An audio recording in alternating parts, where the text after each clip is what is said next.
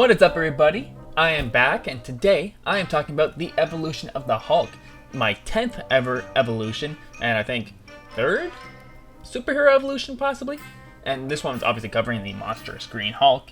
And I like that he has a long history because of the 1970s and 80s TV show and all those movies that came afterwards. But I think he hasn't been utilized as well in like the recent movies.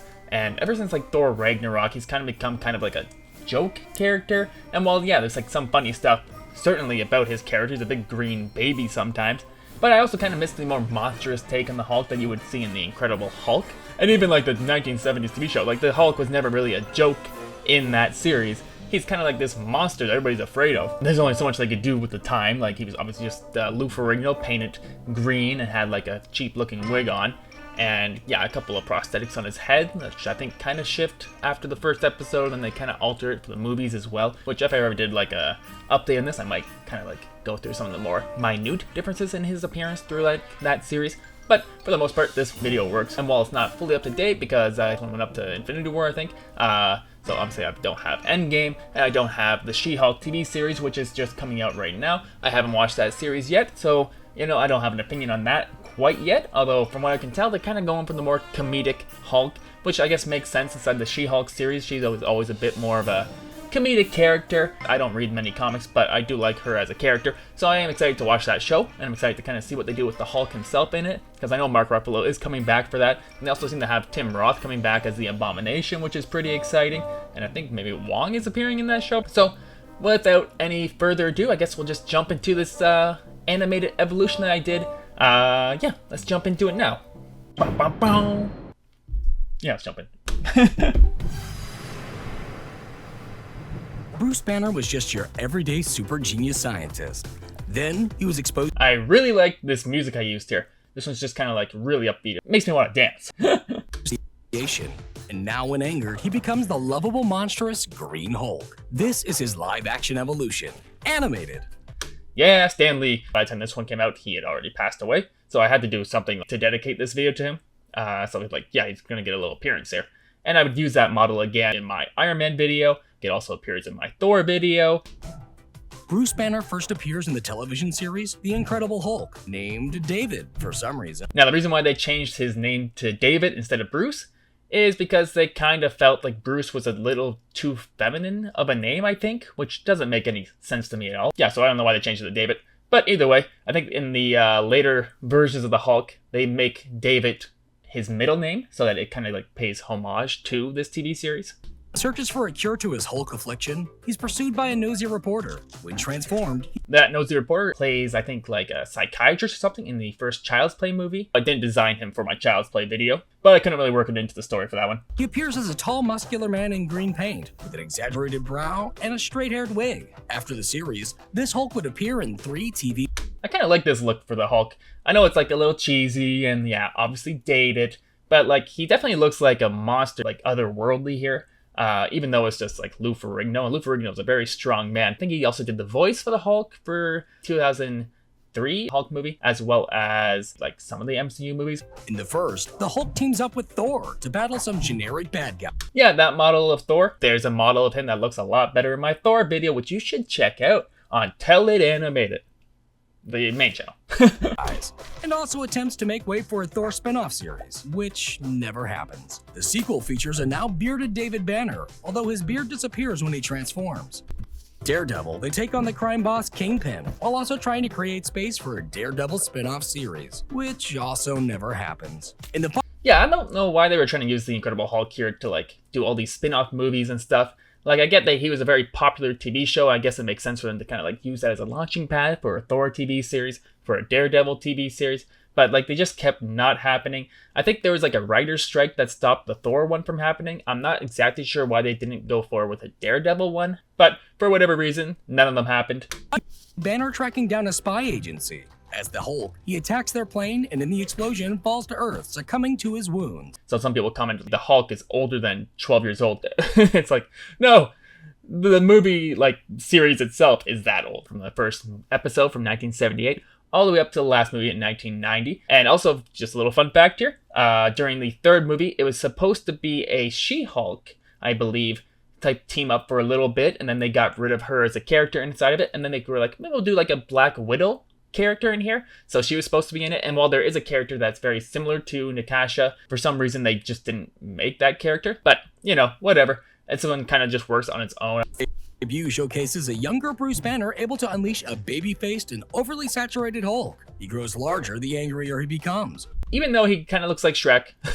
I like the 2003 Hulk. Not the best CGI, and like, yeah, some of the story's a little funny here and there, but it's an interesting movie. It's shot very, like, distinctly by Ang Lee, who did Crouching Tiger, Hidden Dragon. It's a very, like, competently made film that I think gets way too much hate. I think people were expecting more like a Spider-Man 2002 type movie, but what they got was like this cerebral, is that the word?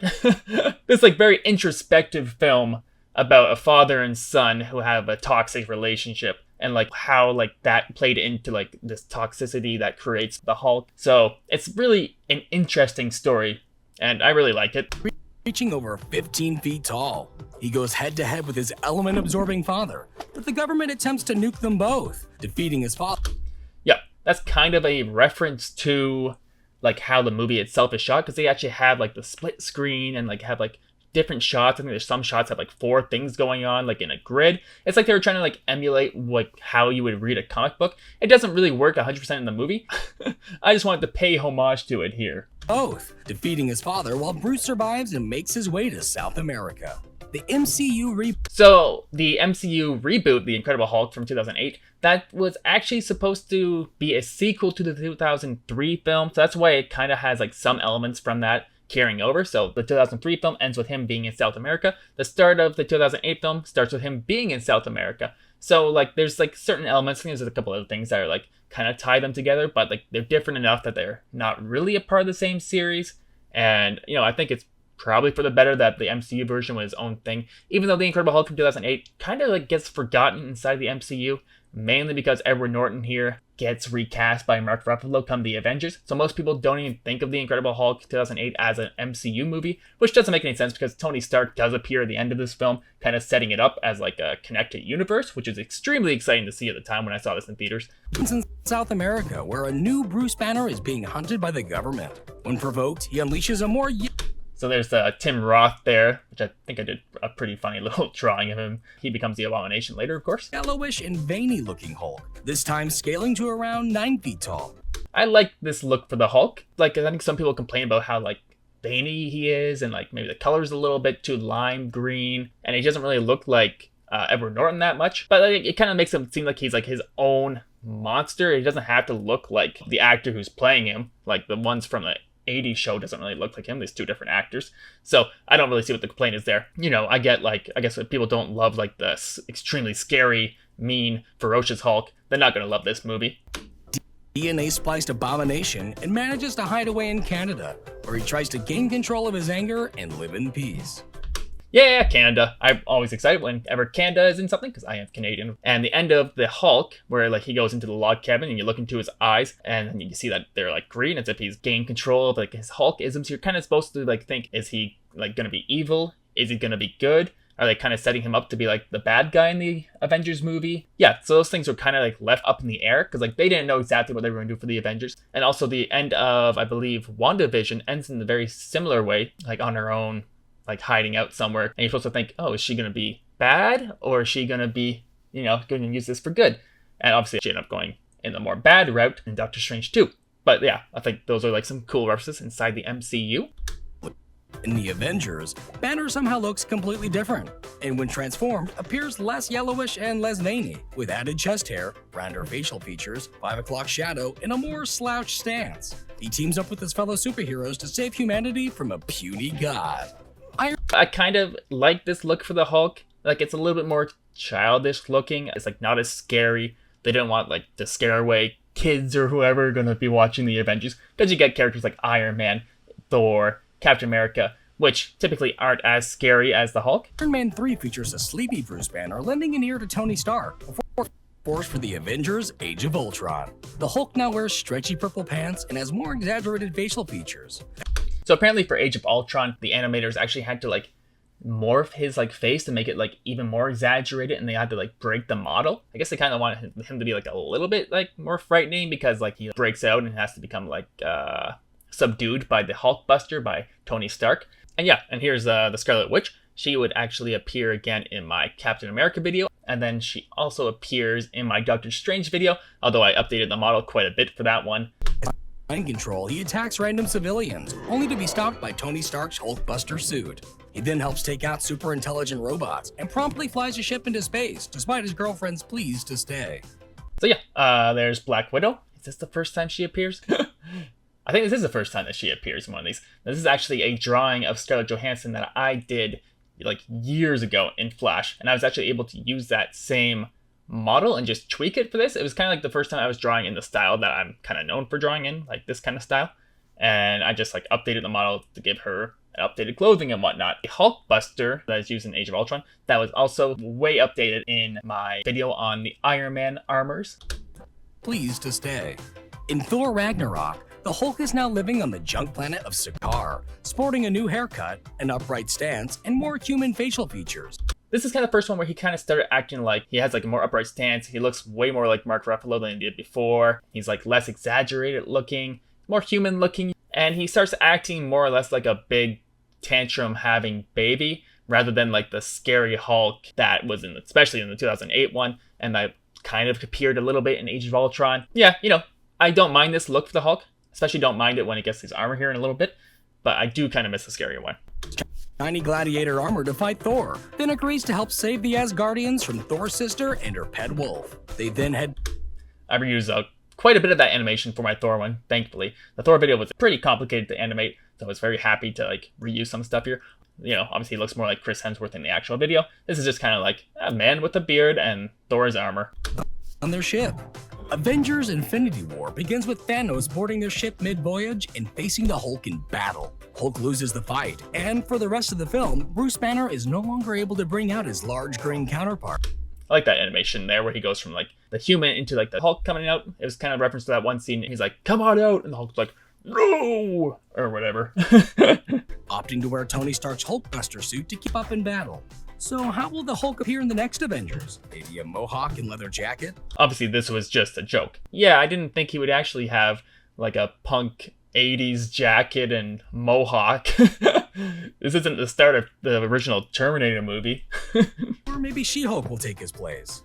She-Hulk, yeah. So this is like based on like one of the comic looks she has. I don't know if she's gonna wear something like that inside the show.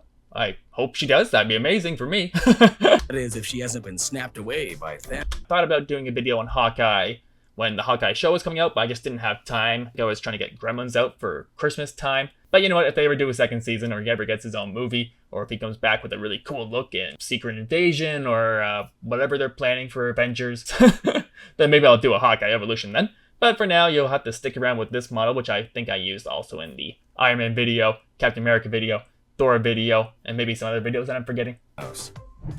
And there you go. That is the evolution of the Hulk. And so it's been a while since I've done like a really deep dive into the Hulk, but I really like the character. I hope to see more of him in like the future Avengers movies. I hope that he gets his own solo movie. I know that there's like a deal with Universal going on. That kind of makes it hard for Disney to even like want to produce a Hulk solo movie. So like if Disney wanted to put out a Hulk movie, they'd have to like split revenue with Universal. The only way they don't have to pay Universal, I believe, is to have him as a side character. They just can't have him as a main character. So they're kind of been holding off on making like a World War Hulk movie. I think I did hear rumblings that the Universal deal is finished in 2025 or something. So they might do like a solo Hulk movie, like start planning that out for maybe phase 5 or phase 6 or phase 7. I don't know. Like it just seems like there was just going to be an infinite amount of phases for the MCU. But I would love to see another Hulk solo film. What did you guys think of my video when I first put it out? What did you think of this video, this creator commentary? Let me know down below. Did you learn anything about this video that you didn't think you would? Did you learn anything about the Hulk himself that you didn't know? I'm always happy to share knowledge about things that I love with people. And you know what? I love this character. I love Marvel. I love the MCU. So I'm always happy to talk about this stuff. And I guess with that all out of the way, until next time, I've been Aaron. And I'll tell you something later. Boo.